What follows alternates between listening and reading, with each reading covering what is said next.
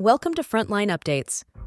Inside the Special Military Operation, today we're joined by Colonel AUC Oguntoye to discuss the latest briefing on the ongoing military operations as of June 19, 2024.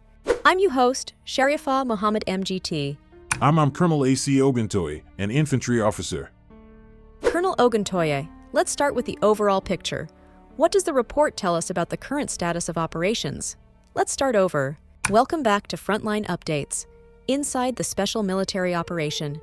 Today, we have the privilege of speaking with Colonel AUC Oguntoye, who will provide us with an exclusive briefing on the current state of the Special Military Operation.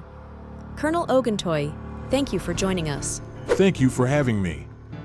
The report clearly indicates that the Russian Federation is continuing its operations vigorously, engaging on multiple fronts, which shows a sustained commitment to their strategic objectives across several regions. That sounds quite extensive. Can you elaborate on the tactical advancements mentioned in the briefing? Absolutely.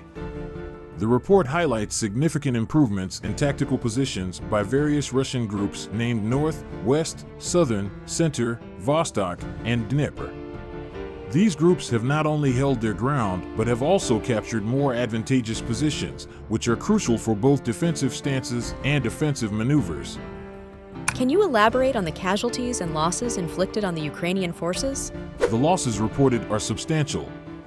Ukrainian forces have lost hundreds of troops, along with significant hardware like tanks, artillery systems, and armored personnel carriers. This kind of attrition impacts both the operational capability and the morale of the forces. And the counterattacks? Several Ukrainian counterattacks were indeed repelled. This suggests that Russian forces are well prepared and possess robust defensive capabilities to withstand Ukrainian assaults and maintain their strategic positions. Moving on, could you talk about the destruction of key Ukrainian military assets? Yes, the destruction of field ammunition depots and key artillery systems, including advanced electronic warfare equipment, was highlighted. Such actions are indicative of a strategy aimed at crippling the logistical support that Ukrainian forces rely on for sustained operations. What role did air defense play in the recent operations?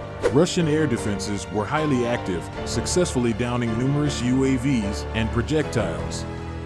Effective air defense is key in modern warfare, as it protects ground forces from aerial attacks and maintains the integrity of their operational areas. Lastly, can you touch upon the strategic strikes carried out by Russian forces? The targeted strikes against Ukrainian command posts and the engagement in areas to disrupt enemy clusters show a clear strategy to weaken the enemy systematically. It's about creating confusion and disarray within enemy ranks while targeting their command and control capabilities. Colonel Oguntoye, thank you for your insights. Before we wrap up, any final thoughts on the scale of this conflict? The cumulative figures provided, like the destruction of over 25,000 UAVs and thousands of armored vehicles, reflect the massive scale and intensity of this conflict. It's a stark reminder of the profound impacts such prolonged engagements have on all involved. Thank you, Colonel Oguntoye, for joining us today on Frontline Updates, and thank you to our listeners for tuning in.